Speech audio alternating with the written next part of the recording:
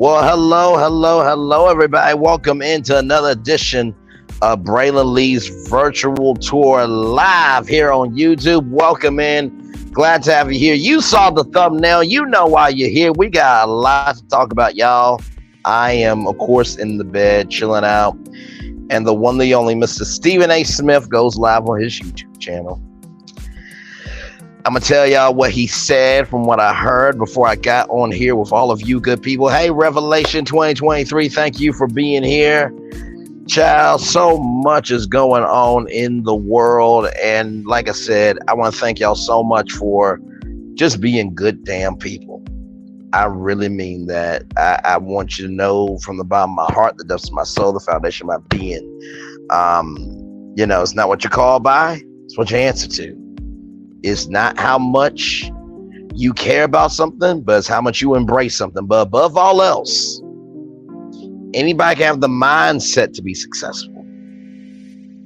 It's another thing to be responsible for what you need to do for you and for the people in your life that you're responsible for. So with that being said, welcome in, everybody. Glad to have all of you here, y'all. We got a lot to talk about tonight, y'all. We got a lot to talk about tonight. So let me get this off here. Welcome in, everybody. Glad to have all of you here. Let me get myself together. Let me get my light turned on so y'all can see you, man. Hopefully y'all had a wonderful day today. Yes, indeed. Hopefully y'all had a wonderful, wonderful day today. Just been kind of chilling out. But I am so glad to be here on a Monday night. Y'all know I usually go live Tuesdays, Wednesdays, and Fridays. But as we can see here, the topics are topical. And Braylon's got to do what he's got to do. So let me get myself in the biz ed. Not bad, but biz ed. Oh, my Lord Jesus. It is a beautiful day in the neighborhood. Hashtag would you be mine? Would you be mine? Would you be my neighbor? Oh, my Lord Jesus. Let me get myself together here. Let's see. Can I get it? Hey, what's good, beautiful people? What is good? Glad to have you here. So like I said, we got Caesar's Palace on deck.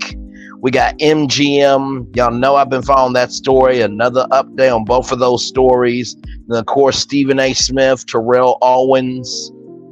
Child, there's a lot to say on that. Then of course, Pete Davidson, got some news about him that's gonna make you be still with yourself. And then of course, the Sherri show premiered today, and of course, I'll have my take on her premiere for a talk show and also what I think about talk shows and this strike. So let's get to it. All right, everybody. Can everybody hear me through the music? Type of one of you can hear me, or if I need to turn it down, let me know. Let me know, because I know sometimes the music can be a little much. Let me know if I need to turn down the music. I'm going to try and turn it down. On 25. Is that better? Is that better? Y'all let me know what's up. As we start to roll on here, let's get into it. Caesar's Palace. I told y'all that they were part of a ransomware attack where some hackers hacked into their system. Hey, Be More Shorty, welcome in. Glad to have you here. Thank you so much for being here.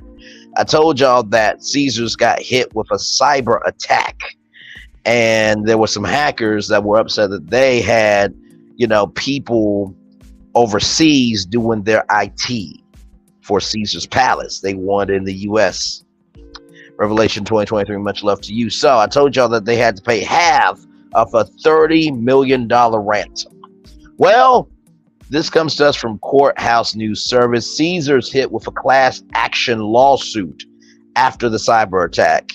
You heard me right. The entertainment giant in Las Vegas says it can't guarantee there won't be problems after cyber criminals access terabytes of sensitive customer information. This comes from Bob Leal. One day after reporting a massive data breach, Caesars Entertainment, which owns 8 hotel casinos on the Las Vegas Strip, now faces a class action lawsuit that looks to hold the hotel and casino giant liable for exposing its customers' personal information to hackers. The named plaintiff, Miguel Rodriguez, filed the class action lawsuit Friday in federal court in Nevada on behalf of himself and other members of Caesars loyalty programs who are now at risk as cyber criminals using the 6 terabytes of stolen sensitive information to take out loans on customers' identities, file fraudulent tax returns, obtain false identifications, and phony driver's license. Plaintiff seeks to hold defendant responsible for the injuries defendant inflicted on plaintiff and tens of thousands similarly situated persons due to defendant impermissibly inadequate data security, which caused the personal information of the plaintiff and those similarly situated to be infiltrated by unauthorized access by cyber criminals at a still undetermined or disclosed time, but was otherwise discovered on September 7th. Rodriguez, who was being represented by Las Vegas-based attorney Miles Clark, said in the suit. Be more short, he says it's a big mess. Caesars Resorts, MGM are going mad. I just landed today. I'm in a different hotel, no bed bugs or glitches, Lord. We are so glad for that. Be more shorty. To the 6 people that are in the building, like, comment, share, and subscribe. We are live on tour. Right now, we're talking about Caesars Palace that Miguel filed a class action lawsuit against Caesars Entertainment. Rodriguez claimed that Caesars owns and operates dozens of hotel and casino properties under its Caesars, Eldorado, and Harrah's brands, was negligent in its data security efforts, that customers were not informed of the issue in a timely manner. He notes in the suit that although Caesars first disclosed the attack on September 14th, the company did not explain in a filing to the Federal Securities and Exchange Commission with the full breadth of the breach. Hey, welcome in, virtual tourists. Hey now, yes indeed, we are live on tour. Although the data breach was discovered, all good, love you very much, you know that. Although the data breach was discovered September 7th, it is presently unknown and disclosed as to when the actual data breach occurred, for what period of time the defendant systems were exposed. I'm sorry for not texting you. I was doing some research about Stephen A, so I'm sorry about that detail. Defendant also failed to indicate when it first identified the suspicious activity that resulted in the investigation, Rodriguez wrote. Taisha J, the legendary Taisha J in the building, love you, queen, as well. According to Rodriguez, Caesars may fail to maintain their network software and technology partners, rendering the business easy prey for cyber criminals to exploit. Furthermore, the suit claims customers affected will suffer ongoing harm from fraud and identity theft. Customers will have to be vigilant and constantly monitor their financial accounts. Today, defendant has failed to provide notice to plaintiff and affected class members, thereby calibrating their injuries. Ultimately, defendant deprived plaintiff and class members a chance to take speedy measures to protect themselves and mitigate harm. Rodriguez said in the suit, simply put, defendant admissibly left plaintiff and class members in the dark, therefore causing their injuries to fester and the damage to spread.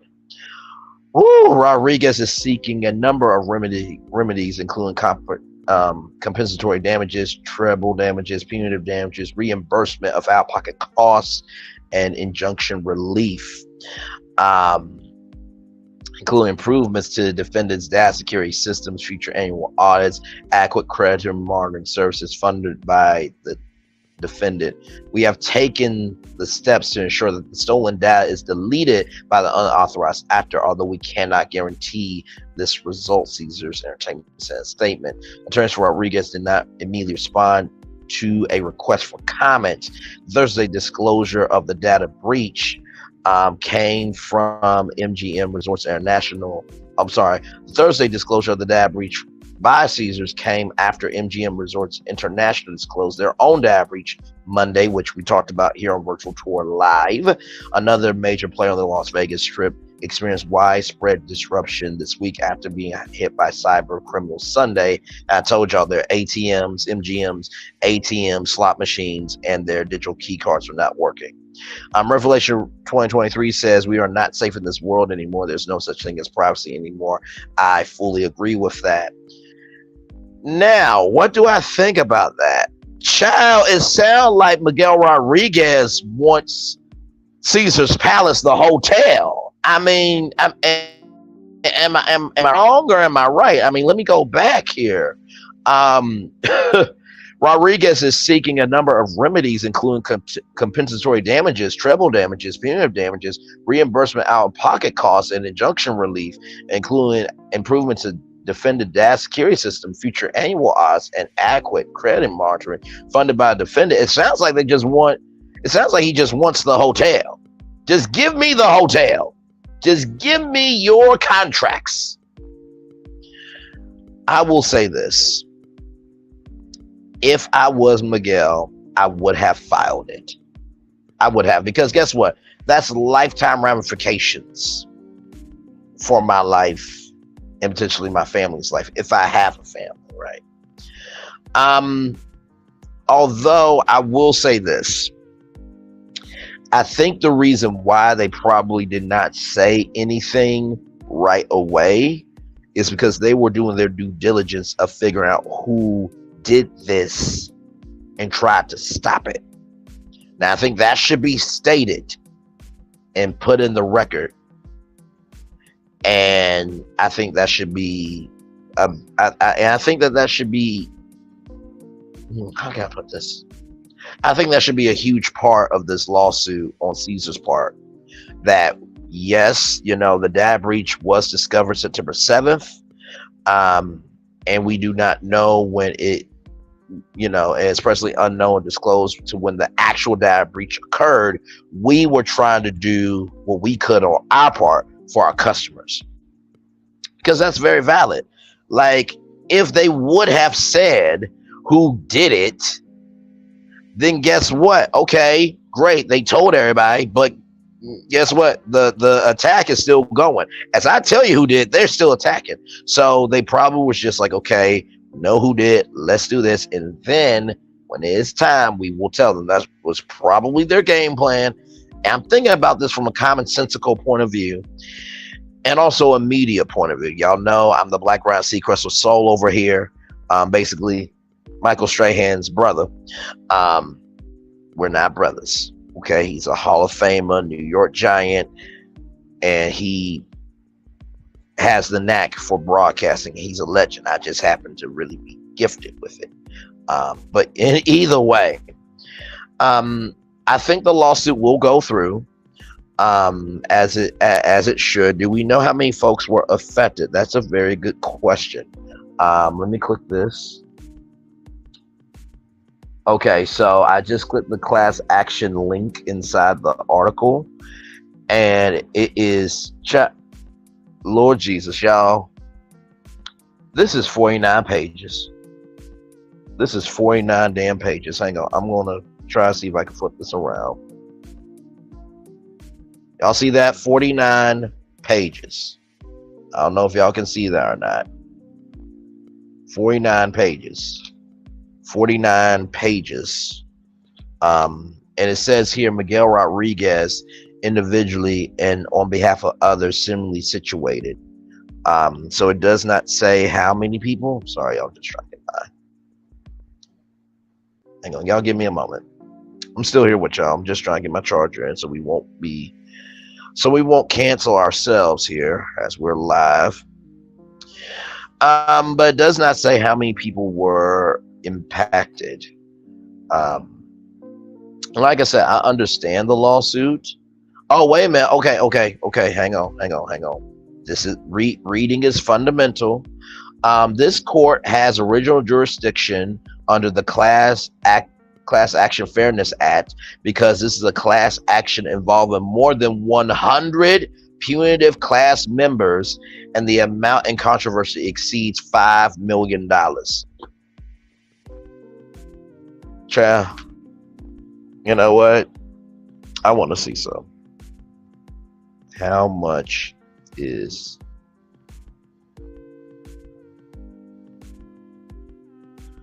so? Caesar's.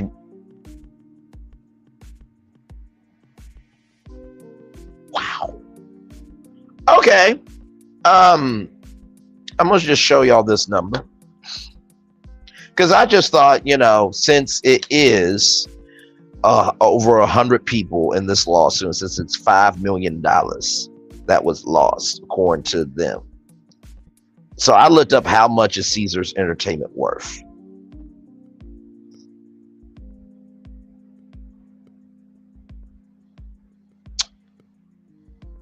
$10 billion, $98 million. Okay. Sorry, y'all. Give me a moment. Give me a moment. That's crazy. So since Caesars is worth that, I'm assuming that, $5 million will be a drop in the bucket for them. I think the biggest thing is everybody who is rewards members, they are probably getting free credit for food. They're probably getting free concert tickets. Yeah, right, Taisha J, right. They're probably getting free concert tickets. They probably are networking or connecting rather, because Caesars is Caesars Entertainment, MGM. Look up your history about Las Vegas, Nevada, and the history of the mafia and the mobs, and how far the hotel business goes back in history. Okay, they are known. They got many connections, so they are probably using all their connections to get these customers as happy as they can. And basically what they're trying to do is they try and create the dopamine effect of what the customer should have experienced. And I bet you they got a lot of free credits. Okay. I bet you they got a lot of free credits for the slot machines, although with MGM, slot machines not working. We don't know. Caesars is not working.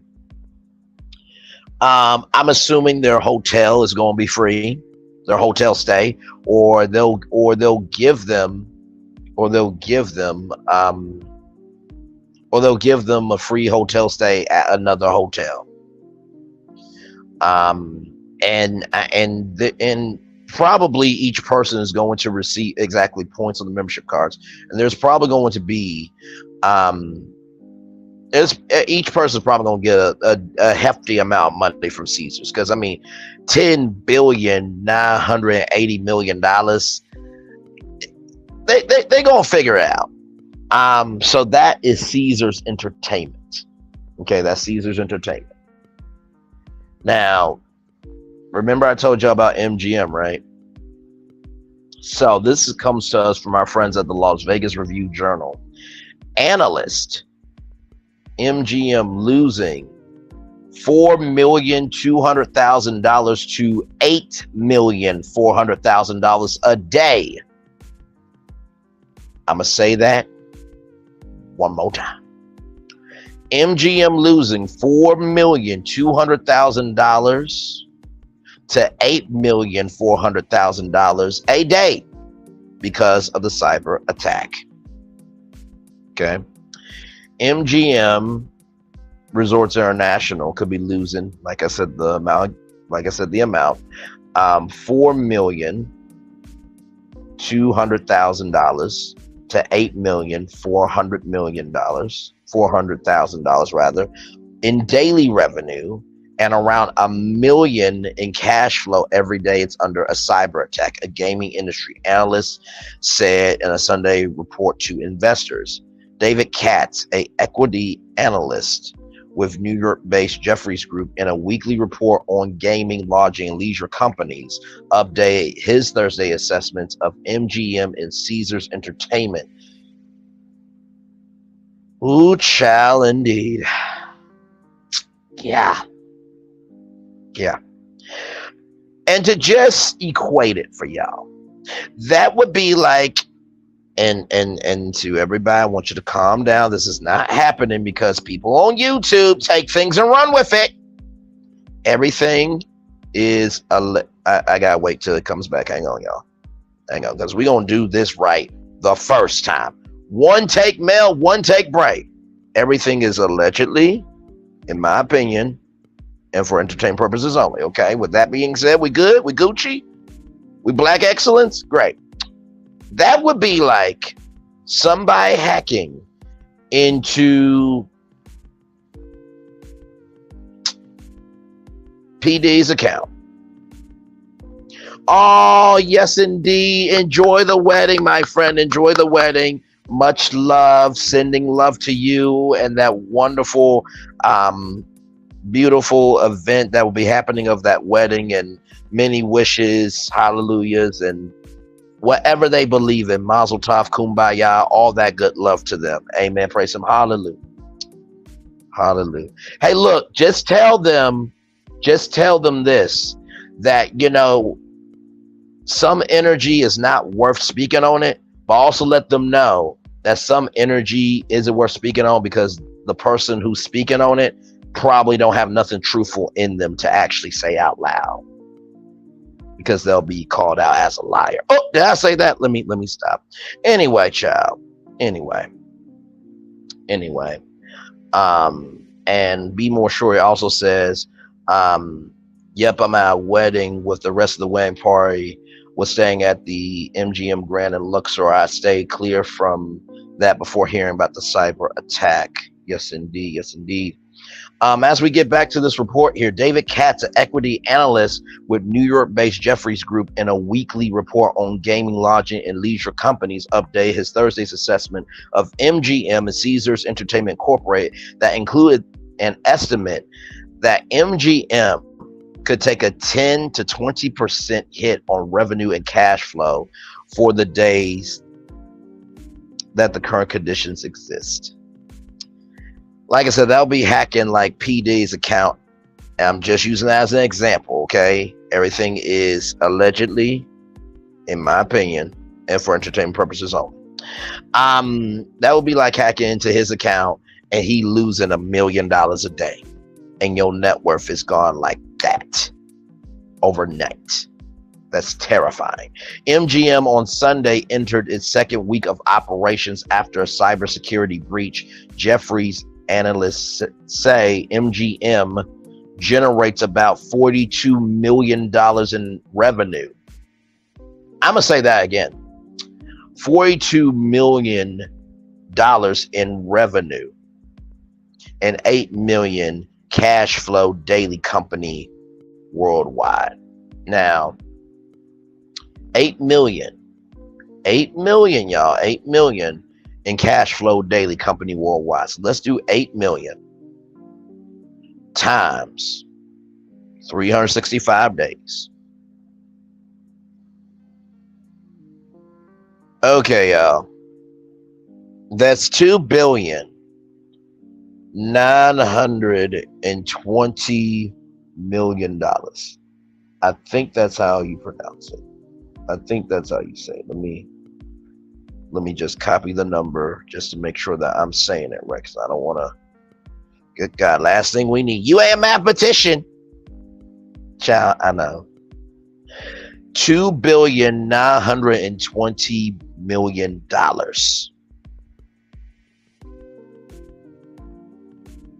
So 8 million in cash revenue daily.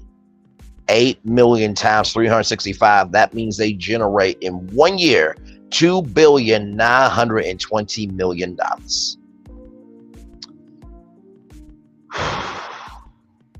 Revenue is the amount of energy generated through sales and investments, while cash flow measures net and cash equivalents being transferred in and out of a company. MGM officials on Sunday said there were no updates on the status of company's computer systems, and no new information was posted on the company's frequently asked questions internet page that launched early Friday. But there was no shortage of complaints from people about the situation. There were scattered emailed reports from people around the country to the Review Journal saying that they were MGM employees who had been paid as of Friday. The company said Friday that the payroll had been met as planned. So it's getting to their payroll now.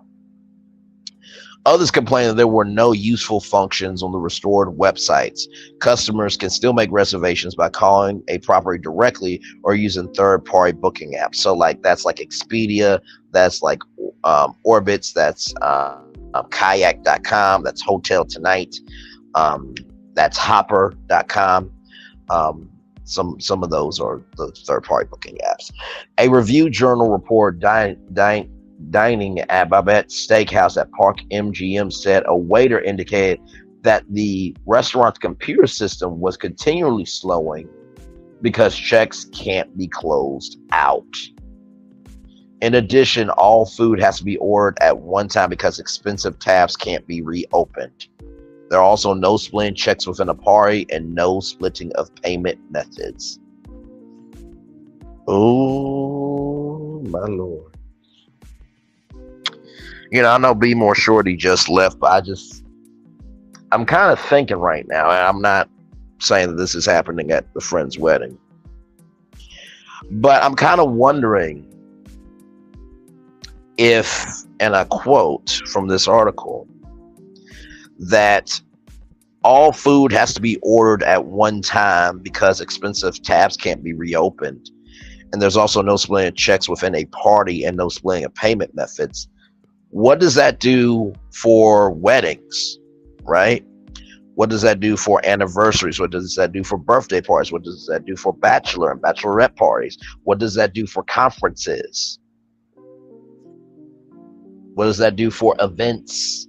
What does that do for, gambling tournaments? By the way, there's a Formula One Grand Prix happening in Vegas. Hopefully it doesn't last too long where when you at the Grand Prix for Formula One that you can't even go to any place to eat. But once you open up that bill, you better have the money in your bank account, child. Okay. Slot machine winnings on machines in operation had to be paid manually by employees because some ticket in ticket out systems weren't functioning. Uber and Lyft drivers contacted by the Review Journal said, aren't events prepaid? That's very true. That is very true. Events are prepaid. That is very true. And hopefully all those went through, right? So you are absolutely right. Events are prepaid. What I was saying was all the added costs, right? So yes, the wedding's prepaid, birthdays, anniversaries, all that stuff is prepaid, right? But as they said, if you go out to eat, outside of that, you know what I mean? Then that's on you. So for example, let's use the wedding. Even though the wedding's paid for, all the food is paid for, all that stuff, the attack happened September 7th, right? So who knows, even though it's been prepaid, what the ramifications of that been since then. Does that make sense? I mean, you're very right, Revelation 23. You're absolutely 2023. You're absolutely very right on that. I was just saying, this has such a big scope. You have to think events as well. You know what I mean? But I appreciate that, as I always do. Appreciate you. You're awesome. Don't ever forget it. Uber and Lyft drivers contacted by the Review Journal said MGM problems were a constant topic of frustration with their riders. Some said they were waiting a long time for employees to pay their slot machine winnings. Grocery Shop 2023, a 3-day technology meets supermarket brands convention. And here it is. I literally just talked about events and what could happen. Here it is.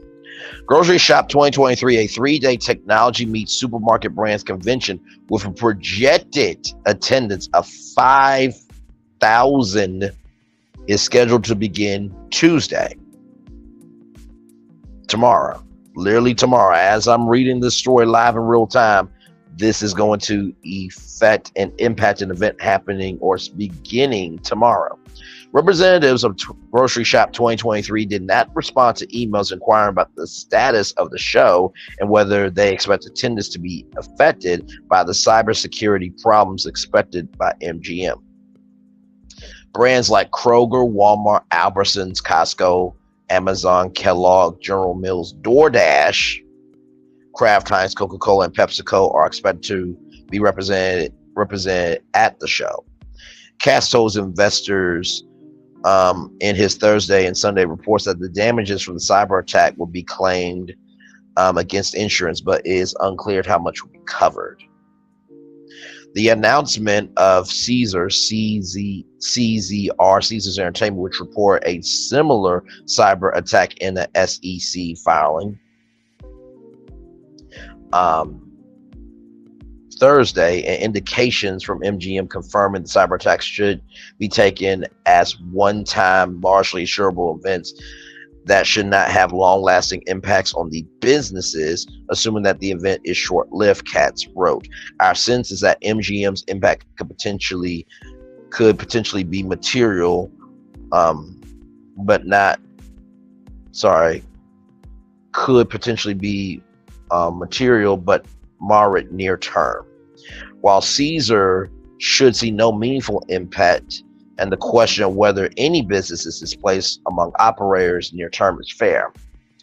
Katz said that there were unconfirmed reports that Caesars had to pay around $15 million in ransom money to extortionists to regain control of its computerized systems in late August. I told y'all about that here on Virtual Tour Live, that they had to pay half of the $30 million. So actually it's a $30 million ransom, and they paid half of that, which was $15 million. But it's saying here, Katz is saying that there were unconfirmed reports that Caesars paid around $15 million in ransom money to extortionists to regain control of its computerized systems in late August. But it's unclear if MGM has considered paying any ransom money. Our impression is that the street's presumption of Caesars elected to pay a ransom, while MGM may not be correct, according to our discussions with both management teams, Katz wrote. Nonetheless, given what we expect should be predominantly insurable events for all concerned, should mitigate to the impact MGM if it turns out to be significant. For the time being, it is not clear of what the magnitude of the impact is to MGM and degree of insurance coverage it will have for the duration of the event. Child, it does sound like a movie. Long ago, in a city of dreams and a city of nightmares, people checked in to have a good time, but child, the jackpot that they got, that jackpot that they got was not what they came looking for. Oh, come on. Look, hashtag I keep them coming. Anyway, for the time being, it is not clear what the magnitude of the impact is to MGM. This is a very serious story. I'm sorry, y'all. For the time being, it's not clear what the magnitude of the impact is to MGM and the degree of the insurance coverage it will have for the duration of the event. Katz believe that MGM will continue operations. Our impression of the impact to MGM is that the business remains operational and credit card use is possible, a bit manual, while more transactions are cash-based than usual, he said. Child, more cash-based than usual.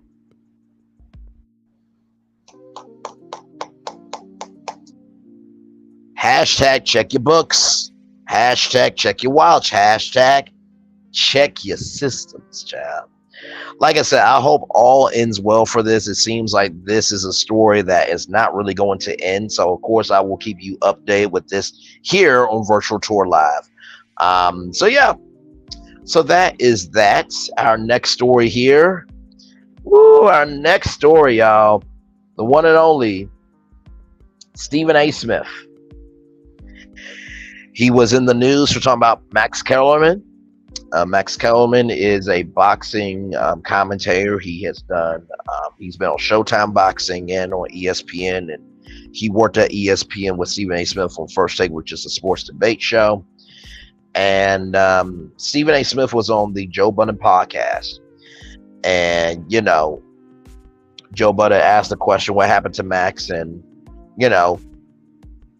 Stephen A. Smith said that he did not like working with Max Kellerman. So this comes to us from Marca, MARCA.com.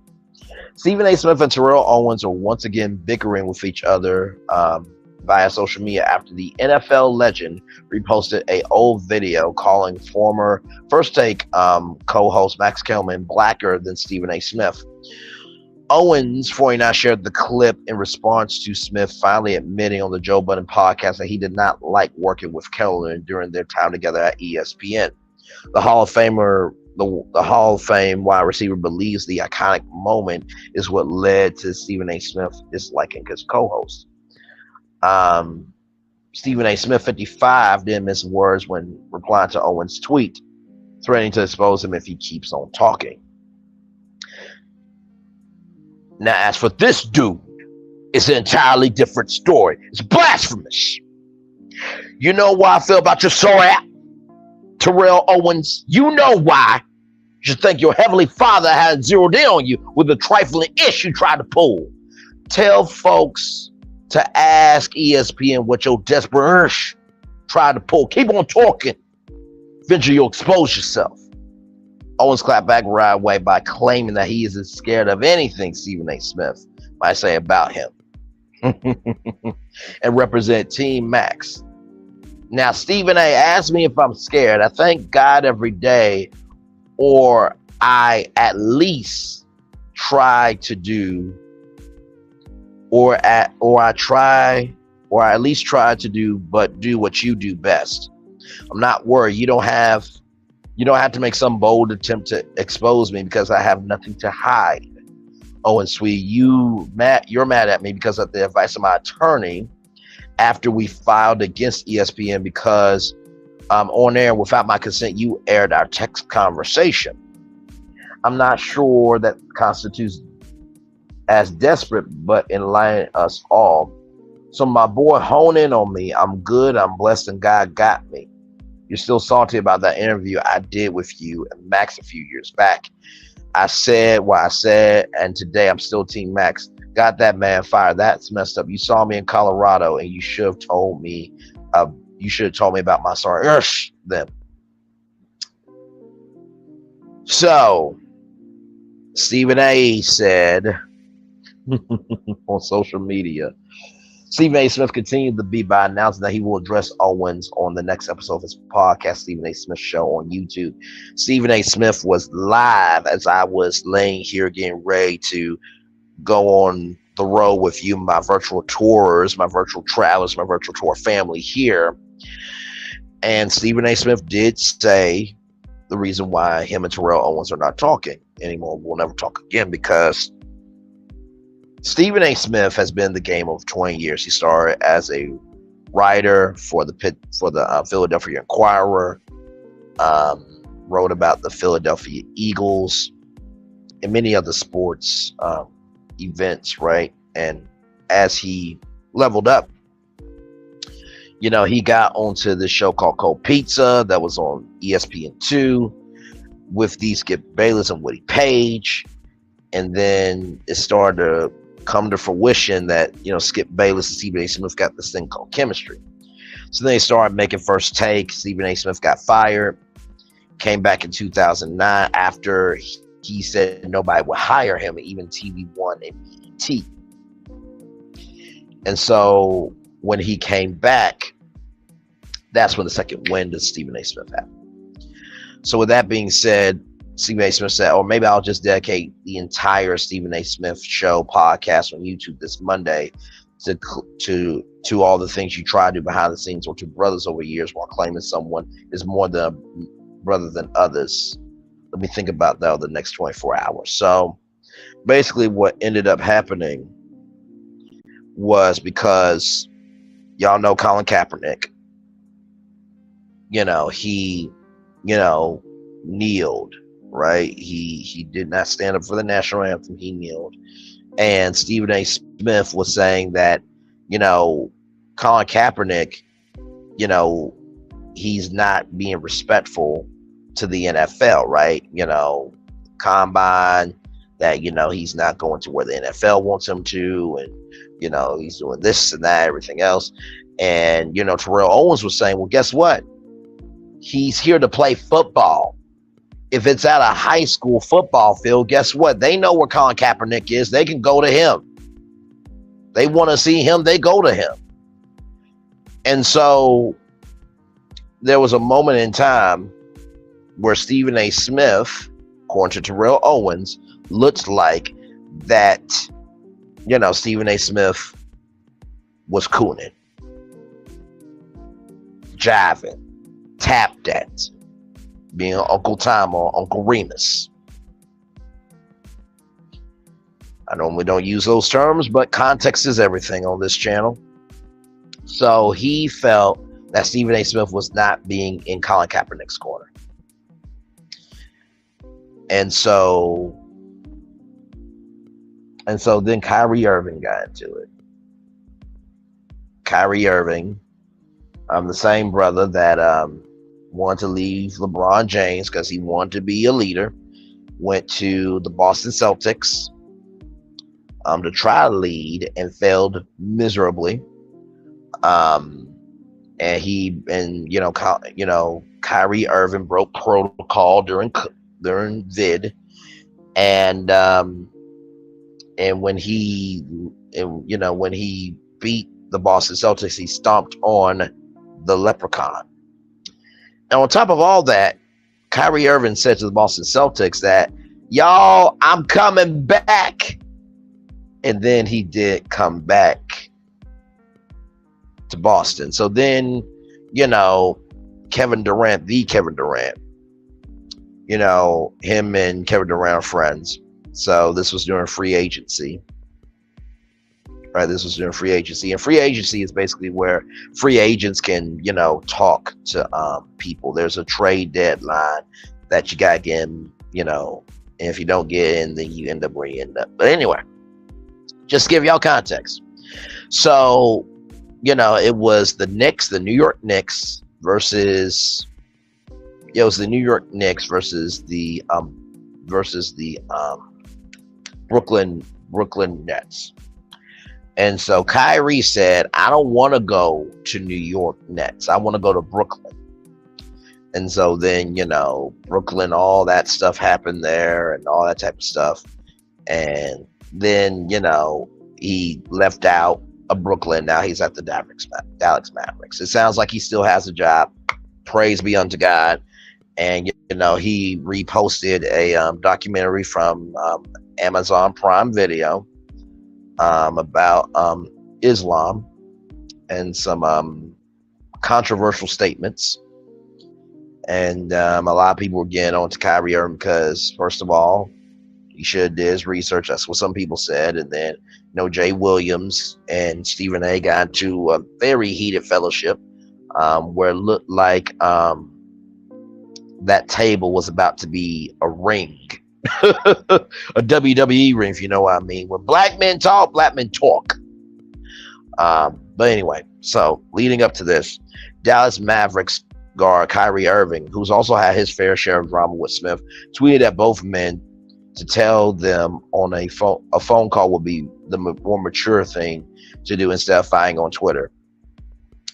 Kyrie Irving said, can y'all call each other like grown mature men and clear the air without all the extra social media back and forth? Get what you need off of your chest and move on.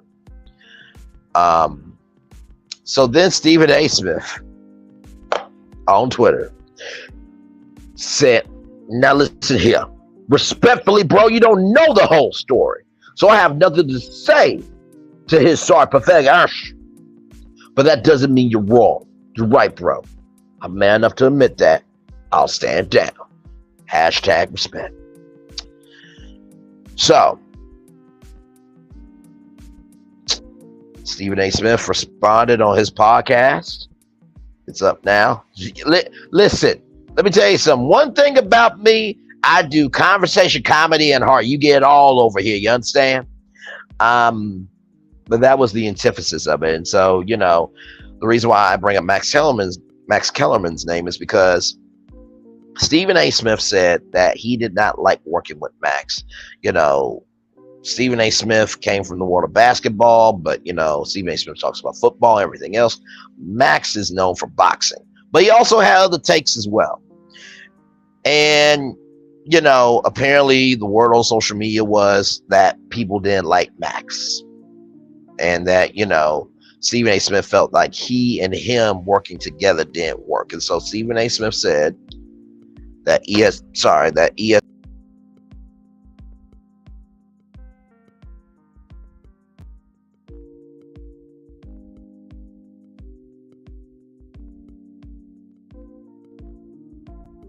Hey y'all, sorry. I'm still here. But basically that Max was from the world of boxing, and so their styles conflicted. And Max Kellerman, was more of a conversationalist. Stephen A was a debater. And so, Stephen A Smith said, y'all were tweeting, comment, doing video responses on YouTube, everything else that y'all didn't like Max. But there was actually a huge audience for Max, and some people thought that Max was better on First Take than Stephen A. So then Stephen A. Smith said to ESPN, all right, y'all, if you want Max Kellerman to be on First Take, keep him. I'm sure we can find somewhere for me to be in the company. But I don't want to work with him no more. And so what ended up happening was ESPN let Max Kellerman go. Max Kellerman was on a morning show called Keyshawn J. Will Max. That means Keyshawn Johnson, Jay Williams, and Max Kellerman. They were on a morning show called they were on that morning show on ESPN Radio. And then Max Kellerman had a show called This Just In on ESPN. I think it came on at 4:00 every day, I think. It was basically just a highlight headline show of things that this just in. These are the things that y'all are talking about that y'all saying that this is just in the culture. I guess I don't know. I don't. Sports is not my thing. Entertainment, media, pop culture, social issues, social capital. That's what I do. This just happened to intersect. So ESPN let some personalities go. A lot of people felt like, Stephen A. Smith was happy that Max Kellerman left because he didn't want to work with him anymore. And Stephen A. Smith, to his credit, has said that it's not that, I do not like Max Kellerman as a person. He said that I wish him well. I don't want him to be unemployed. And if Max Kellerman reached out to Stephen A. Smith, that Stephen A. Smith will help. That's what he said. Listen, everything is in the eyes and the hearer of the beholder. You know what I mean? But I think where fans are a little pissed off at Stephen A. Smith is when you say, I don't like working with him. And so when you hear, I don't like working with somebody, first thing you think of, okay, you don't like them as a person. That's probably what everybody thought. But there are people that don't work out together every day.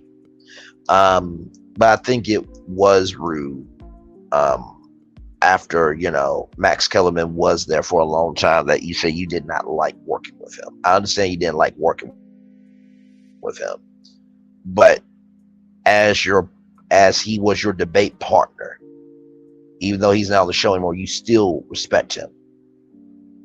You still respect him. That's it. Don't just don't.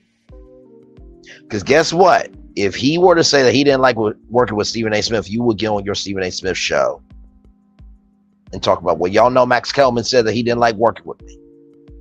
So just no, right is right and wrong is wrong. That's just my take on it. So y'all, Pete Davidson, child. Now, when I saw this story, I was like, what the actual hell? This comes to us from Media Takeout. All right, I want everybody to brace themselves. Everybody got type of one in the chat if you got yourself together. Type of one in the chat if you got yourself together for what I'm about to tell you. Because what I'm about to tell you, it's out the way. It's crazy. And it's a lot. Type of one in the chat if you got yourself braced, okay? All right, because this is just, when I saw this, I'm just like, what the actual uck?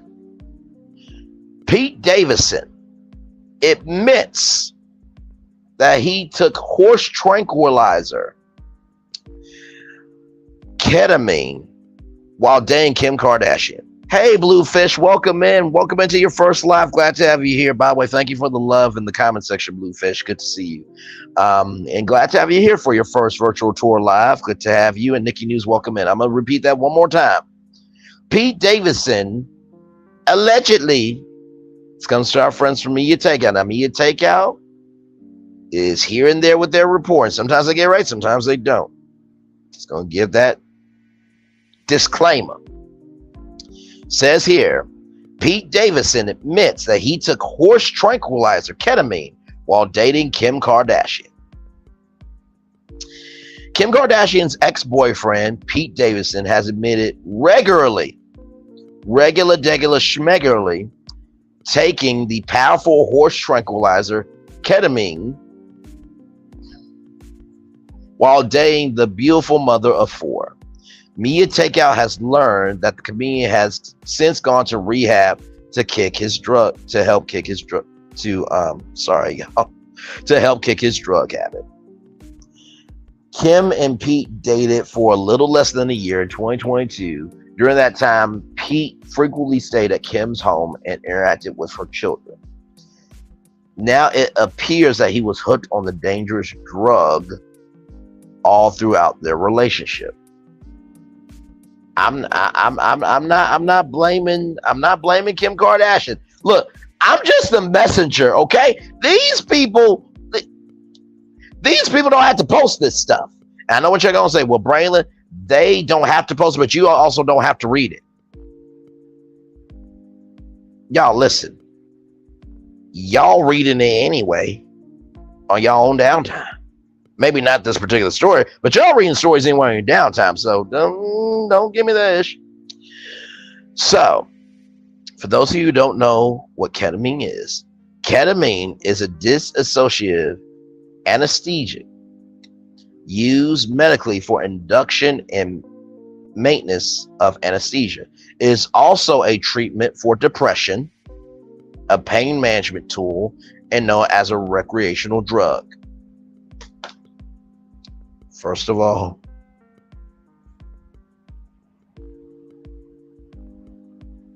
I'm so wrong for what I'm about to say next. Hey, giddy up! I'm sorry.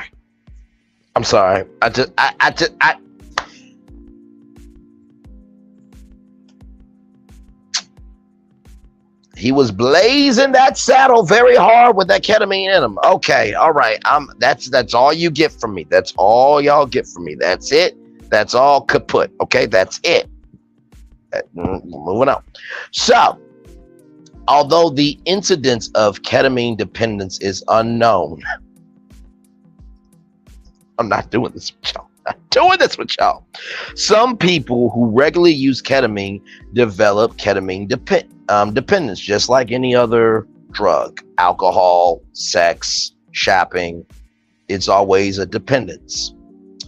The Saturday Night alum who embarked on a small comedy tour with John Mulaney and Jon Stewart this month began his set at the Hard Rock and Casinos in Etty's Arena in Atlantic City on Sunday by admitting his addiction to the horse tranquilizer. I'm fresh out rehab, everyone, Davidson announced, according to People. I got that post-rehab glow. 7th time is the charm. During his routine, Davidson revealed that he took ketamine, a dissociative anesthetic drug that can have hallucinogenic effects, every day over a 4-year period before checking into rehab in June. I'm gonna read. Wait, let me read that without my glasses just to make sure that this is what's on the screen. Okay, so this is my 2020 vision test. During his routine, Davidson revealed that he took ketamine, a dissociative anesthetic drug that can have hallucinogenic effects every day over a 4-year period before checking into rehab in June. Yep, that's what it said. Child. Revelation, you ain't right. You ain't right. So he needed to sedate himself to that kill. You ain't right. You are not right for that at all. First of all, wow. What we don't know is the most surprising. Hey, he's out of rehab. I hope all is well for him. And, depression is a real thing. I know I just made some jokes that some people are going to be out the way crazy. However, I am proud of him for recognizing his depression. I am proud of him for also allowing himself to know that he needs to do the work, but bigger than that, being in media is very difficult because you are giving of yourself 7 days a week, 24 hours a day, 365 days a year. You still have to have a soul to live your own personal life. That's not easy to do. So, when they said, oh, the Kardashians don't do anything and they just wake up and exist, which I have said that. However, they were on the E network for 15 seasons, 15 years. That's half a decade. Imagine for half a decade filming 8, 12, 14-hour days with cameras in your face of your life that should be private, but it's for public consumption. I'm not giving them any grace. Well, let me rephrase that. Not that I'm defending them, but also you go try to be on TV for 15 years, half a decade, and let's see how your mental health turns out. Real talk. Depression can take people out physically, and it can take away their soul mentally. So I have nothing but love for Pete Davidson, nothing but good thoughts for Pete Davidson, and nothing but prayers for Pete Davidson, because let me tell you something, everybody's got a coping mechanism. Each one of us does. It just depends on how much you're using that coping mechanism. You know what I mean? So, but I gotta tell you something. When I first saw that, I'm like, wait, what? You used horse tranquilizer in your body? It's supposed to be for horses? Okay. So, y'all, 2 more stories, and then I'm gonna drop the link, and we want y'all to come up and give y'all take on all these hot topics. So, give me a moment as I get my charger, because it's at 19% on my thing here. Give me a moment, y'all. Give me a moment. Give me a moment. So, as y'all know, today the Sherri Shepherd Show premiered. The Sherri Shepherd Show usually airs live across the country at 10 a.m. So, I watched the Sherri Shepherd Show. And to give y'all some context here, Sherri Shepherd had a new intro. She had a new intro. And, she came out in a dark pink dress or dark purple dress. And she did what she did. And, set was kind of different. It's kind of the same kind of different. She had a better chair. Because she said in her 60-second preview, what's to come for season 2, she said she needed a better chair so she wouldn't slip off the chair. So she came out and, she talked about, I've been holding this secret since, July something. And she had a breast reduction because a lot of people were saying on social media that she was top heavy and, one of these things is not like the other. The math wasn't math and the figure wasn't figuring. Which, first of all, we all got problems. Okay, just stop it. Really, just stop it. So she talked about why she got the breast reduction. She got the breast reduction because, and I've actually have heard this. I've actually have heard this from people that the bigger your breasts are, the more it weighs on your back. And she said that she also got like gouges, in her shoulders, and she was slouching. So I didn't feel like it was that crazy because I've heard it from women in my life that they've said that. And she made a lot of good jokes. One of the biggest ones was Marco, who is the warm up for the Sherri Shepherd show. Now, recognize if you know Marco, he used to work on the Wendy Williams show. Wendy Williams, it was her show until she had that divorce from that waste of a existence, Kelvin Hunter. Then, she had medical issues. And then, Wells Fargo had to come in and be her executor of her financials because they didn't feel like she had the capacity, capability, comprehension to execute, being responsible with that. And then, Wendy has a secret account now for money, and her son couldn't even access any money to be able to pay for his life, all that. So as that was happening, they were allowing people to guest host. They should have done a fan contest for one of the fans to host, because guess what? This one right here, I'm not saying I would beat Sherri Shepherd and have my own talk show, but doggone it, I would have gave Sherri Shepherd a run for her money. Deborah Mercury would be battling between me and Sherri Shepherd to figure out who they would have gave the show. But of course, they would have figured out something for me because I am that gifted. But they probably would have gave it to Sherri because she's got more experience and she's actually done it for a long time. At the end of the day, if you've done the work, you deserve the gift, right? So all that was happening. And the funniest joke that she said was Marco said, "Can I just lay in your bosom?" And she was like, "Bosom?" And bosom just means breast, y'all. Okay, that's all that is. But you know what, though? I feel him, though, because let me tell you, the safest place for a man with a thick woman is the bosom, the breasts, and the thighs, and the hips. And her water park, but that's a whole nother story. Anyway, the point is, she was saying all this about the breast reduction. I say too damn much. But she was saying all that, right? So then after all that, she talked about the legendary Coco Gauff and how, she was so proud of her, how we all are proud of her. And she played what Coco Gauff said, that, you were trying to put water on my fire, but you were just adding gas to it and made my fire rise up. I'm paraphrasing, but that's basically what she said. And so, Sherri was talking about that and how, haters are your motivators. And so that was really sweet because guess what? That story was so big. And then, y'all, she got to Drake.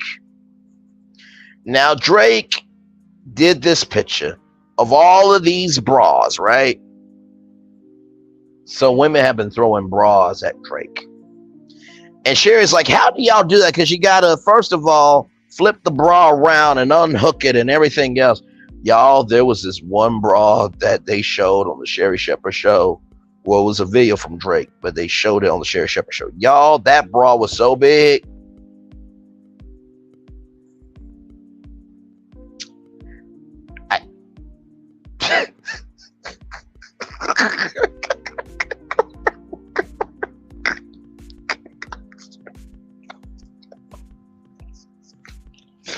Y'all give me a book.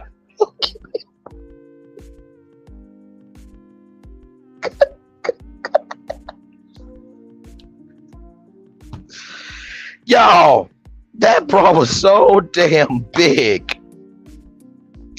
I mean, it would make blindfolds seem like goggles that you can see out of, okay? So I'm just giving context, okay? I'm just giving context because y'all didn't see the show. Although it should be on Sherri Shepherd's YouTube channel. They usually post the full episode on the YouTube channel. So anyway, So Sherri Shepherd talks about Drake's bras, and then y'all, Sherry's like, because I got this breast reduction, I don't need my bras anymore. So she goes and and talk. And by the way, when you see a talk show, usually all that stuff is planned out. It's the first time you seeing it. But anyway, she goes and pulls out this wheelbarrow of all her bras. And I'm like, okay, this is reminding me when Oprah brought out that wagon of fat. You know what I mean? When she talked about her weight loss. But then y'all, Sherri Shepherd dumped all of her old bras on her stage of her talk show on live TV. I'm like, child, really? This is what we doing. This is what we're doing on live TV. Okay.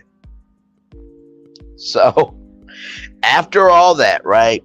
The guests today were Michelle Batu. Michelle Batu, for those of you who don't know, she is a wonderful, brilliant comedian. She's the host of Netflix's The Circle. I knew Michelle Batu from a little show on VH1 called VH1's Big Morning Buzz Live. She was the co-host with Nick Lachey from 98 Degrees, who is now the co-host of The Ultimatum, Perfect Match, and Ready to Love, all on Netflix. So I'm telling y'all, media is so interconnected, you have no idea. So Michelle Batu was the guest, and when she said, we're gonna be right back, she was gonna face one of her biggest fears, which was snakes. And so it's interesting that we're talking about animals today, because Revelation 20:23 says, so let me get this straight. He could get some weed to smoke. So let me get this straight. He could get some weed to smoke. He had to steal the horseman. So we're talking about horses, snakes. This is where we are, okay? So they come back from the break. And so Sherri Shepherd is saying, like, hey, y'all, one of my biggest fears is snakes. When she was on To Tell the Truth with Anthony Anderson on ABC, which, by the way, To Tell the Truth, Anthony Anderson's mama is so fun. They are a good mom and son duo. Now, I'm not going to bring my mama out to do what Anthony and her and his mom does, because guess what? My mom, no, I love my mom very much, but some things should just be your lane, okay? And my personality differs from hers. I still love my mama, always have, always will, until the end of time. But just no. So anyway, so I bring up that show because on that show, Anthony threw out a fake snake and Sherri Shepherd lost her mind. So this guy from the National Wildlife Preservation came out with snakes. Now, he started out with some fake snakes, right? The plastic snakes.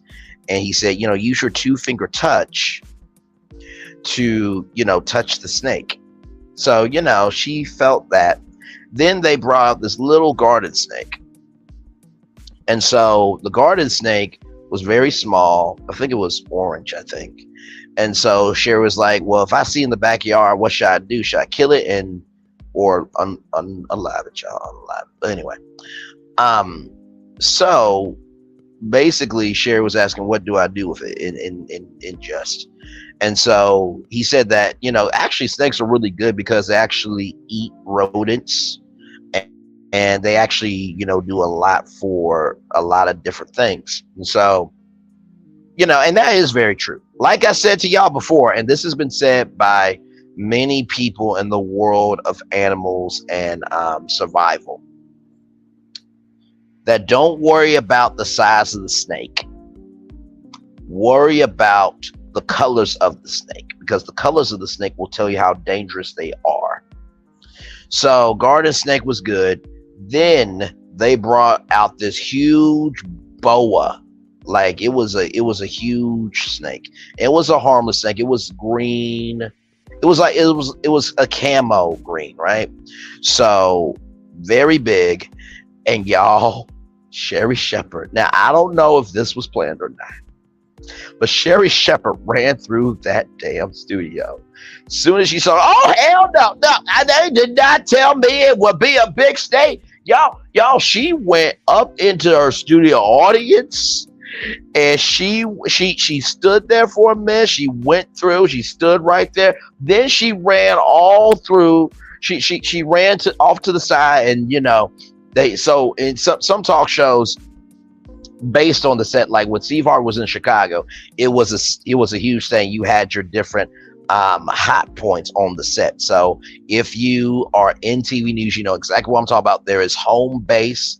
There's the features wall where they might do for cooking or for a fashion show. Then you have your big screen to display elements of the story. So on the Steve Harvey show set in Chicago, they had this one big screen to the left hand side that would be the accent wall. Then the center stage home base would be the couch, a couch on the left hand side. Right hand side would be Steve's chair, and then on the right hand side would be these three different TV columns. So that's the general outline of a talk show set. But for Sherri Shepherd's show, they have this set that they can roll in and out of, a chair and a couch. So I'm giving y'all a little behind the scenes. But anyway, so she runs, off to the side, running through backstage, and then walks back out. She ran in a loop-de-looping pull, hashtagging your shoes are looking cool, okay? Through her studio. And then she touched the boa. She touched, not the boa, but she touched the large snake and was just fine with it. Or she seemed fine with it, rather. And then this dude tries to put the snake on Sherri's, shoulders. And Sherri said, does the wig like snakes? Or does the snake like wigs, rather? I'm just like, Sherri, I know you don't like snakes, but snakes do not eat wigs, child. You need to stop. You need to stop. So after all that was said and done, then they go a break. Then Michelle Batu comes out, and they talk about both of them being in the comedy scene and all that type of stuff, and that that there was that at this particular venue, Michelle Batu said, well, please welcome Sherri Shepherd, and Sherri Shepherd fell. So that was the antithesis of the story. But before that, they were talking about working out and how Michelle Batu, she loves being a fluffy girl. And so y'all know, big girl channel over here. Amen. Praise him. Hallelujah. Anyway, so they talk about working out and stuff. And so then, they talk about Michelle Batu's husband, who is Dutch. So they went over to Amsterdam. And so Michelle was like, I can't do Amsterdam. I'm looking at people saying hi, and they're like, what are you doing? So that was funny. Then they talk about the Survival of the Thickest, which is Michelle Batu's book. And that's also a show on Netflix as well, Survival of the Thickest. And they really talk about body positivity and, how Michelle Batu went to New York Fashion Week and how she didn't see any size 18. And she's like, why do I have to get 1 million followers for you to make a size 18? Just make a size 18. You'll get my money. So that happened. So then after that, for every day this week. So y'all, if you go to the Sherri Shepherd show all this week, because it's her second season, she is doing a $2K a day money booth contest where some lucky audience member is going to be on TV with Sherri Shepherd, and you and Sherri gonna go in the money booth, and you got 30 seconds, and in 30 seconds you're gonna get to grab as much money as you can. Whatever you grab, that's yours. So today's contestant, I can't remember her name, but she was a white woman. She was from Jersey, and her daughter had a business. So basically the daughter's business is they take memories and embroider them on sweaters and quilts and all that type of stuff. So shout out to the Sherri Shepherd show for providing that free promotion. That was very nice. So they went in, both of them, and they were just grabbing. Sherri and the woman were just putting them in their boobs, and they had this fanny pack, but the fanny pack was too small. Like, come on now. But then they got out the booth, and they went to commercial break. So then they said, so then they came back from break, and the person won $1,350, which, come on, how nice is that? You go to a talk show and you walk out with $1,350. That's kind of a nice day. That's kind of a nice day being out and about. So then Sherri Shepherd says, if you are a comedian, a female comedian, I think it was for female comedians. Yeah, female comedians over 50 years old. They have this contest called Funny Over 50, where, guess what? All you have to do is go to sherritvshow.com and submit your video of original stand-up material. And if you get selected, you will be in Sherri's Laugh Lounge. So you'll get featured on the Sherri Shepherd Show. But bigger than that, you will also have the chance to tour with Kim Whitley and Sherri Shepherd on their Two Funny Mamas tour. I'm like, first of all, how amazing of an opportunity is that? So for all of you women over 50 that you want to be a stand-up comedian, or you've been in the game a long time, this is your opportunity. Go to sherritvshow.com and apply. The first person I thought about was Caramel Rail. Caramel Rail, y'all know. Look, she did a joke I'll never forget. She said, "We're just ordinary people. We don't know which way to go." Nobody making love to that. I'm like, child, I cannot. But y'all know her Dragiversaries and everything else in between. So I literally went to her channel and said, hey, listen, I'm just telling you, you don't have to do it, but I thought immediately of her. So if you know somebody who's funny, tell them go to sherritvshow.com and apply, and they could be on tour with Kim Whitley and Sherri Shepherd. What an amazing opportunity. So that is happening. And then finally, y'all, Tamar Epstein Braxton, from the Braxton Family Values reality show, Tamar and Vince Get Your Life. Did Dish Nation. That's what we're dishing about.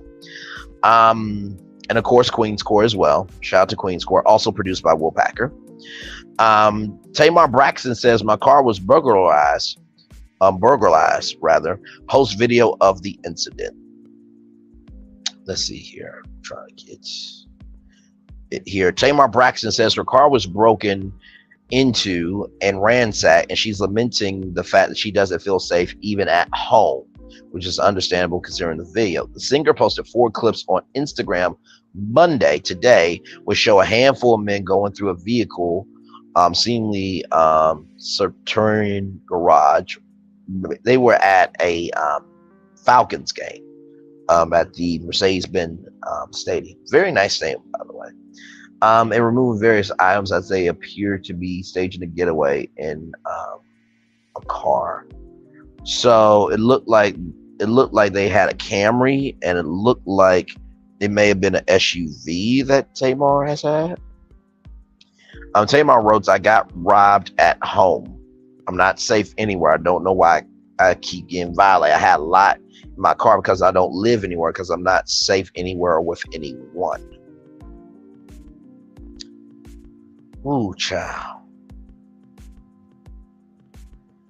Man, let me see if there's any more of the story, y'all. And I got this off of TMZ.com, by the way, y'all, because we cite our sources. It's unclear when exactly this took place, but it was Sunday. That's shocking because she was at the Mercedes-Benz Stadium in Atlanta to sing. Sorry, y'all. She was at Mercedes-Benz Stadium in Atlanta to sing the national anthem ahead of the Packers-Falcons game. Tamar is known to have property in the Atlanta area too. Noticeable thing about this is that Tamar says she doesn't live anywhere anymore because situations like this would spark concern online. No word on whether a police report was filed or what the status of the situation is. We reached out to Tamar's team for the comments. So far, no word back. I cannot imagine what it is for one, just imagine you being an everyday person out and about, minding your own business, go and do your job, and you get robbed. That's one thing. But then to the point where even though you're famous, you can't live anywhere. That is an uncomfortable mental double hockey sticks. Now, of course, y'all, she does live somewhere. Okay. But I think she just meant, like, in the general sense, she feels like her mental health cannot live anywhere. Because, you know, Logan, I think he's like, what, 9, or I think he's 9 or 10. I mean, I remember Logan when he was a baby when he, you know, was on Tamar and Vincent on The Real. So I feel for Tamar. I hope that Tamar is safe. And just sending good vibes, man, because I can't imagine that. I just could not imagine that. So y'all give me a moment as I drop the link. So we got a lot to talk about. We got the Caesars Palace MGM situations going on. We got Stephen A. Smith and Terrell Owens. We got Pete Davidson using horse tranquilizer ketamine. We have Sherri Shepherd and her review and her premiere for a talk show. And then we got Tamar Braxton getting robbed. A lot going on. Give me a moment as I get the link for all of you. And I will give my take on what I think about the talk shows and this strike. I have not forgot. Give me a moment, y'all. Thank you all for being here.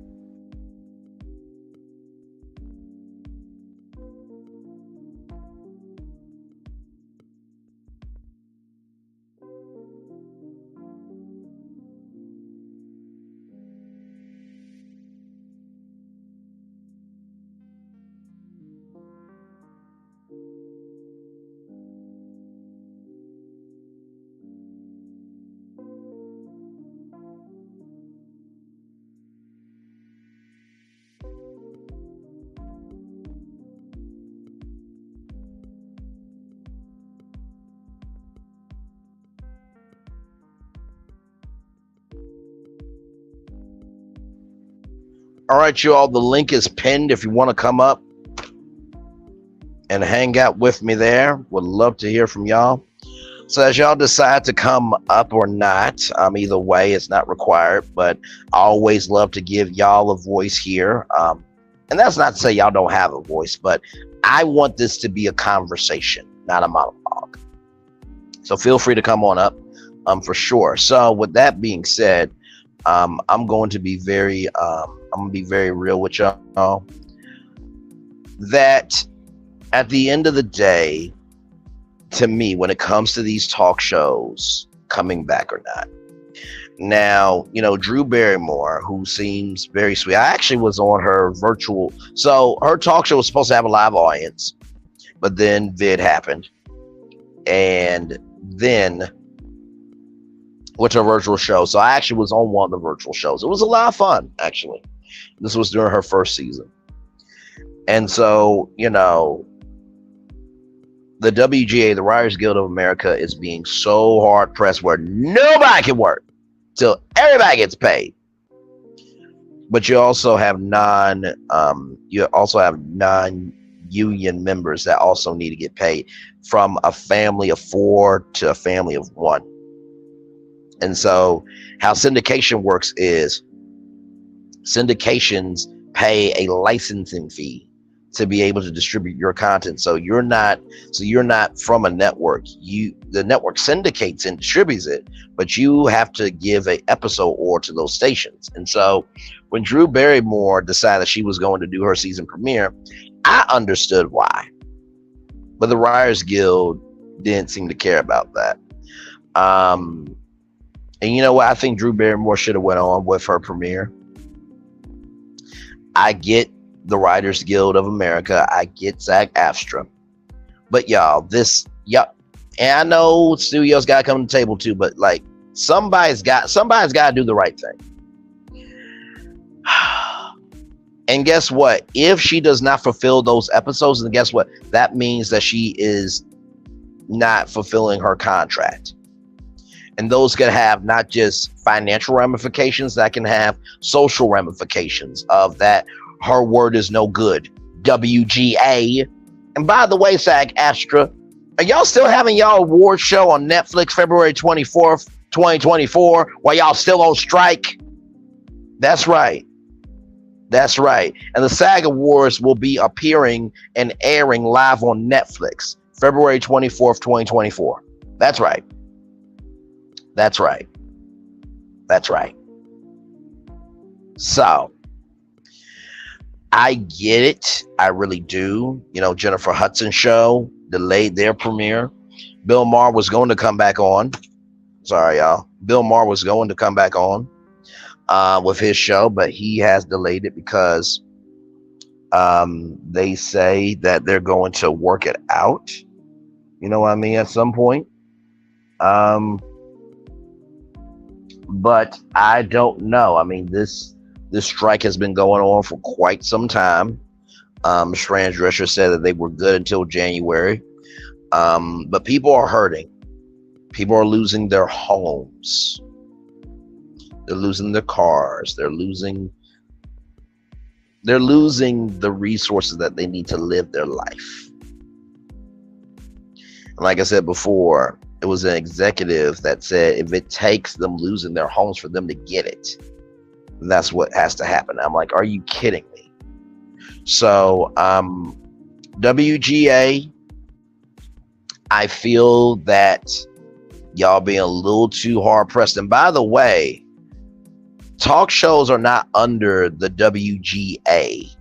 They're not under the Writers Guild of America. They're under a network contract code that allows talk shows, game shows, unscripted shows, like Judge Steve Harvey, for example, like Divorce Court, to be able to do what they do. You know what I mean? It's not a scripted drama or sitcom or anything like that. So Drew Barrymore, to you, and to and not to mention Tamron Hall's on the air doing just fine. Drew Barrymore, I know that you try to do the right thing. Personally, I think the WGA should shut the hell up. Personally, I'm with you, WGA. I'm with you, SAG-AFTRA. But when y'all gotta be responsible at some point, because like I said, SAG-AFTRA, they got the SAG Awards in a multi-year deal with Netflix, but yet nobody can speak on any struck work from Netflix at all. But yet y'all working with them for this award show that's coming February 24th, 2024 at 8/7 Central, live on Netflix. But yeah, Drew Barrymore goes on. She's disrespecting y'all. No, she has a contract with CBS Media Ventures, and she is responsible to all those stations that I think she was like, cleared in 80-90% of the country. Either way, she's in most of the country. She's got obligations to those stations, and she doesn't want her name to be bad just because y'all are so tight on trying to get everybody paid. I get the purpose, but good damn, you don't have to hurt everybody in the doggone process. I said what I said. I like, really. So just anyway, y'all. Okay. I had to get that out, y'all. I had to. Because it's not right. It's not right. And you know, people will get on to Sherri Shepherd, but she gave an explanation, and I want to read that explanation to y'all because I feel like it's important. It's very important. So this comes to us from one of our top sources here, Variety. And by the way, just know anything that's said anywhere has usually been talked about more than enough times before we finally hear it. So Sherri Shepherd attempts to clear any confusion regarding the Sherri show return amid the WGA SAG-AFTRA strikes in her season 2 return Monday. The actress comedian opened up the show addressing the controversy, telling viewers that the talk show is not in violation of the Guild's strike rules by returning despite other talk shows like The Talk, which is a network show, and the Drew Barrymore show going on pause shortly after announcing their returns. Jennifer Hudson's talk show has also been placed on hold after previously announcing a September 18th return. This summer, You may have all seen some of your favorite actors and actresses and Hollywood stars haven't been on the picket lines of the SAG, AFTRA, and WGA strikes. There's so much confusion about who can work and who can't work. Well, I'm a SAG AFTRA actress, and I actually marched with some of my colleagues while in Los Angeles recently. So she marched with Viola Davis, Niecy Nash. She continued, but here's the thing: talk shows in general fall under a different union contract code, so we're allowed to come back unless you are a WGA show. The Sherri Show is not a WGA show, and we have never employed WGA writers. So us coming back to work isn't crossing the picket line. As it stands, Sherri is the only daytime talk show to come back aside from the Tamron Hall Show, which is on ABC and syndicated across the country, Live with Kelly and Mark, which is also on ABC and syndicated across the country, both of which are not WGA shows, Riot Guild of America shows. SAG-AFTRA members are allowed to work on talk shows as they are covered by the network television code. The View, which is a WGA show, is currently airing and is being picketed by the Guild. Now listen, The View, for the most part, and this is not to reduce the writers at The View, okay? So please calm down before you go in on me, okay? The View. Hello. Welcome to The View. Welcome to The View. Welcome to The View. All right, y'all. Y'all saw it. You know who talked with Kristen Welker. And here's the thing. In the world of television, there are always three cameras. Camera 1, camera 2, camera 3. I'm going to tell you why those three cameras are important. Camera 1 is usually on Whoopi. Camera 2 is on the whole panel. Camera 3 is on the panelists. But sometimes camera 1 also gets used. So those three cameras get used. Then there is a crane shot. So when you see The View, do this, that's a crane shot. And then when the women come on stage, there's a person that comes up behind them and gets them from behind the camera shot.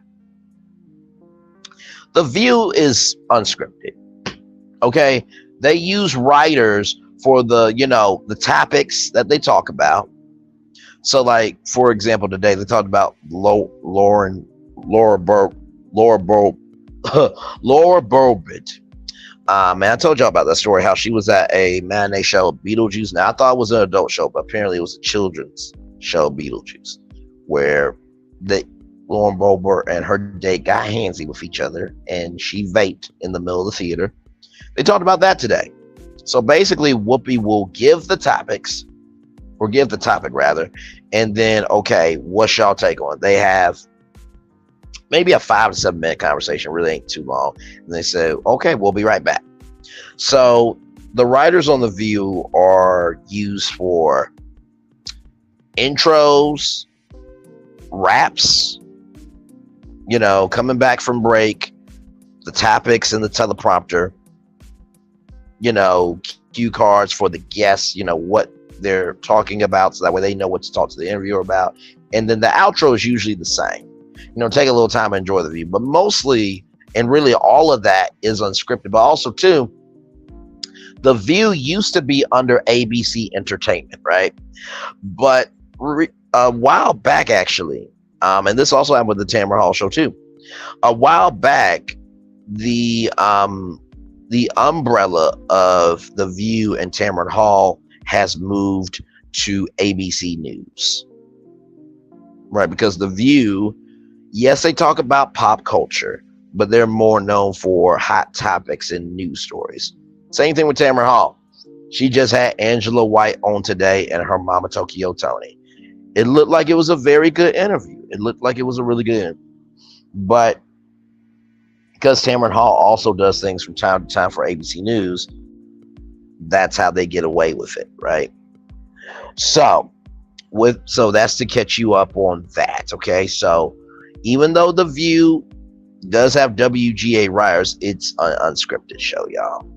Everything they say, when after Whoopi reads the topic in its prompter, and she asks what y'all think, that there's no prompter. That is just them.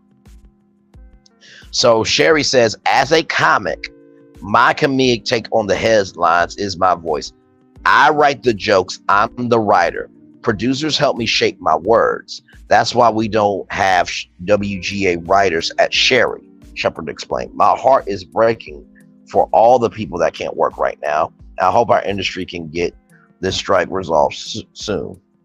I stand in solidarity with my union, Shepard says, addressing several of the union's issues and contentions right now, including residuals and AI, artificial intelligence, which has been a big thing. Very big in Hollywood, actually really big everywhere, but really, really strong in Hollywood. Residuals during times where I was not working kept the lights on. My residual payments helped me care for Jeffrey when he was born at 25 weeks. So good residual payments are important to actors, she shared. And the biggest sticking point is artificial intelligence, which could replace working actors from working. It could replace writers. I'm here to tell you, AI cannot replace all of this sass. Let's see here. I'm trying to read more of the story for y'all. Okay, I think that was it of that story. So, like I said, I think what Sherri said was very valid. Now you do know the WGA does audit, so they will audit the show. And if they do have a WGA writer, then she will not be on the show. But I truly believe that, because guess what? She said that right at the top of the show to just let people know why. You know what I mean? So I do hope everything works out well. To the WGA and SAG-AFTRA, let people work. If it's under the network code, let people work. Okay? If there's WGA writers, guess what? If the show is mostly unscripted, let them work. Don't take money out of other people's pockets just because there's not money in your pockets. Because at that point, you're cannibalizing and you're being YouTube. Okay? Seriously. So, but anyway, y'all, that is the show. As I was on, shout out to phone calls from prison. There's another jail call from Ernesto and Sonia. Y'all know the Shirley Strawberry saga is still going on that channel, but it's good content. It's good content. It's good content. You know, of course, right now everybody's talking about Tamar Braxton as well. But yeah, those are all the topics I got for y'all tonight. Like I said, it was good and heavy topics tonight. I normally don't go live on a Monday night, but you know, I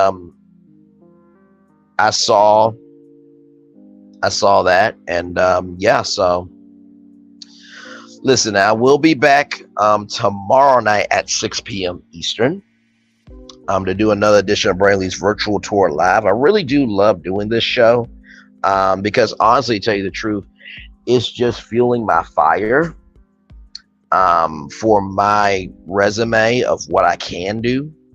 And like I said, I really do love this. I love chatting with all of you. I love the engagement. I love the vibe, and I love how we invest into each other. You know what I mean? So it's absolutely wonderful, and it's great. It really, really is. So I think that's it, everybody. I think that is it. So I'm going to try to keep this on to this because I'm trying to. Here's the thing. The reason why it goes to 2 hours long is because I will keep talking when I know I need to end the show, but also too, I don't like being disrespectful to my audience either.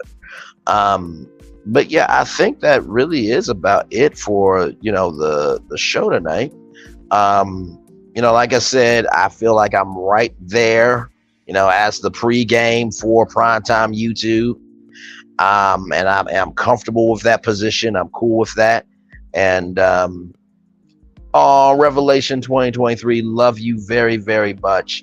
And y'all don't forget, like I said, you know, with Love and Marriage Huntsville, new episodes every Saturday night, new after shows every Saturday night. That's right. That's right. And you know what? I just want to say this. Let me sit up for this, child. Let me. Oh Lord, to everybody who came through for that live after show, I appreciate each and every one of you.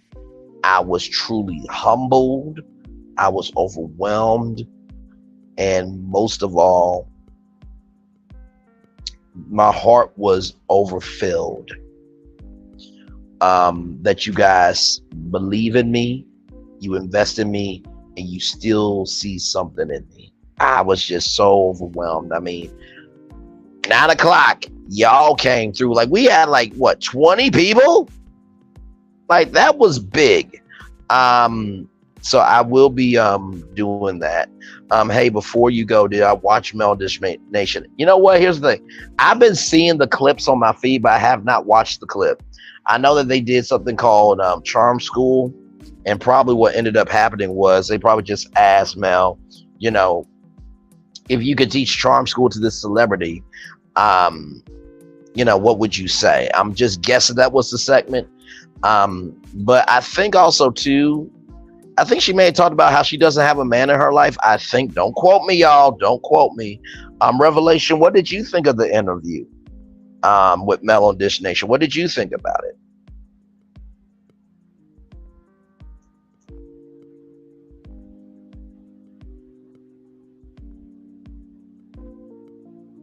What did you think about the interview? What did you think about the interview?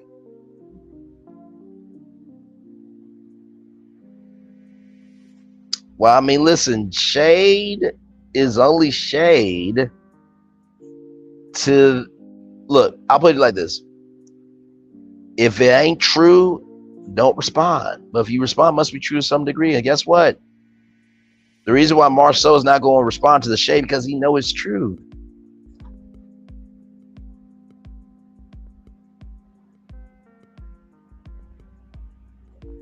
Well, I mean, what else is there? And you know what? Can Dish Nation be a damn hour? Because I want to send video. I want to send in video responses because I love that show. For those of you who don't know what Dish Nation is all about, it started off as radio on television. Radio on TV is not really new. Howard Stern did that on the E Network for a very long time. They would tape his whole 4-hour show and then air it in a 30-minute block. Or a 30-minute show. Steve Harvey had the Steve Harvey Project on BET Centric before it became BET Her. And BET and Centric's slogan was Centric, what's good? But it was called the Steve Harvey Project. And so they would tape the morning show and then they would air that. And then Gayle King had a show on Sirius XM. And the Gayle King show aired on the Oprah Winfrey Network before Gayle King took the job at CBS, where she is now. But basically what ended up happening was Kid Crack in the morning. Kid Crack passed away. I think he passed away from cancer, I think, if I'm not mistaken. But Kid Crack in the morning was in Dallas, and I don't think they really do LA anymore, but Dallas anymore. So they had Kid Crack in the morning on in Dallas. They had Heidi and Frank on in LA. And then they had the Ricky Smiley morning show on in, they had the Ricky Smiley morning show on in Atlanta. Ricky Smiley is no longer on the show anymore. And then they had Dish HQ. Now, I think Ebony Steele was a radio personality on the Ricky Smiley morning show. Great personality. They had a lot of chemistry. But then Ebony Steele left, or she got fired, or basically Ricky let her go. Somehow Ebony Steele got let go. A lot of people did not like that decision.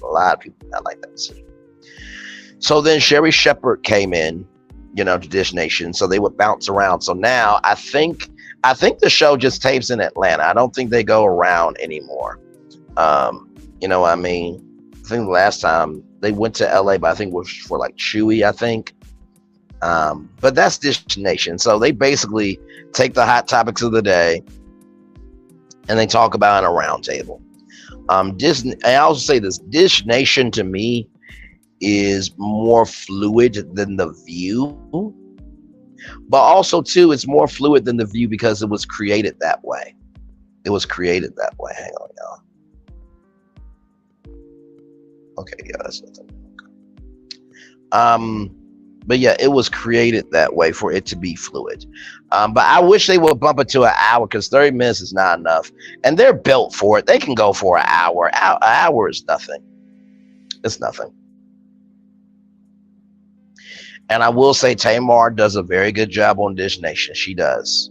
She does. And also Jessie Wu does a good job as well. Both of them do a really good job.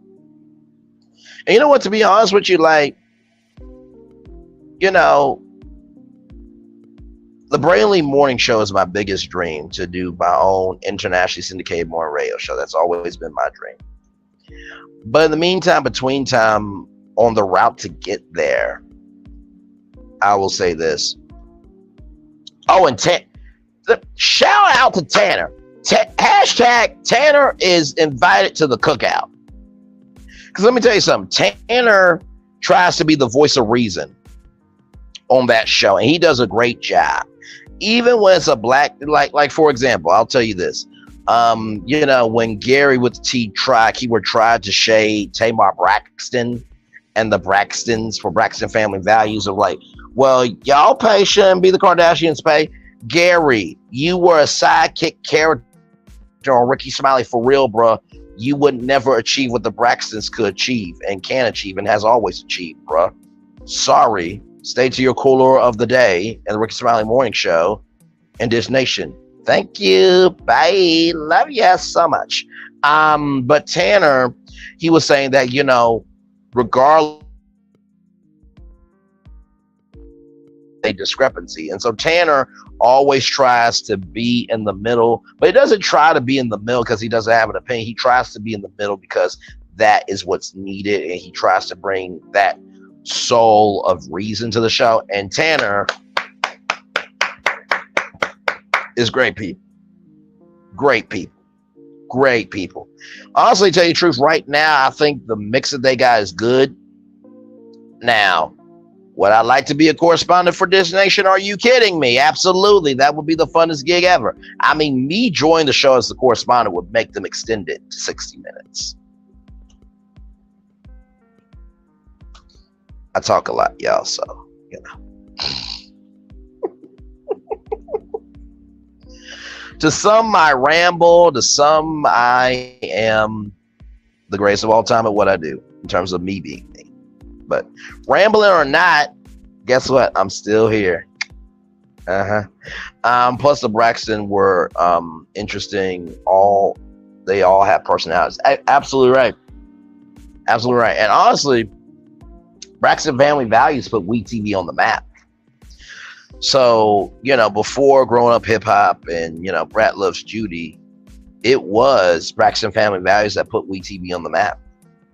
It was the biggest show on WeTV at the time. So then you got Tamar and Vince that spun off from that show. So, but yep. So Revelation 2023, do you have anything else? Does anybody have anything else before we head out here? Because I think we covered everything, right? Have we covered everything? I think we have. I think we have covered everything. Hang on, y'all. It's a call. Give me a moment. Give me a moment.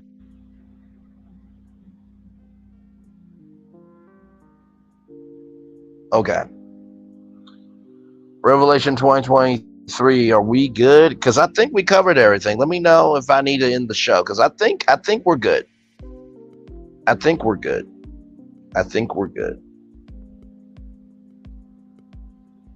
Okay. Well, before we say goodnight, you know what we do over here. We do the Daily Motivator. Myths which are believed intend to become true. I would say that's in the eye of the beholder. With that being said, it is time for the Daily Motivator for today, Monday, September 18th, 2023. Y'all, this is a good one. I always say these are good, but this one is a good one. Thankful for your critics. Criticism hurts, especially when it's based on truth. Oh, ooh, ooh. Criticism hurts, especially when it's based on truth, and criticism helps, particularly when it's true. You don't like to think you're doing anything wrong, and it's no fun when someone points out your shortcomings. But wouldn't you rather know about than continue to repeat the error? Receiving encouragement feels good and inspires you to take positive action. Receiving criticism might not feel as good, yet it has the power to inspire you just as much as encouragement, perhaps even more. Sure, people can often criticize just to hurt you or an attempted boost to their own egos. Oh, say that one more time. Sure, people can often criticize you just to hurt you or an attempted boost to their own egos. Fortunately, you don't have to take such criticism in the negative spirit in which it's intended. Embrace criticism and use it as an opportunity to remind yourself how much better you can do. Experience the sting of criticism and transforming its power into motivation, determination, action, and valuable results. Choose to be thankful to your critics and their criticisms. They provide opportunity for major improvements and repeated successes. Ralph Morrison. Be thankful for your critics. Woo!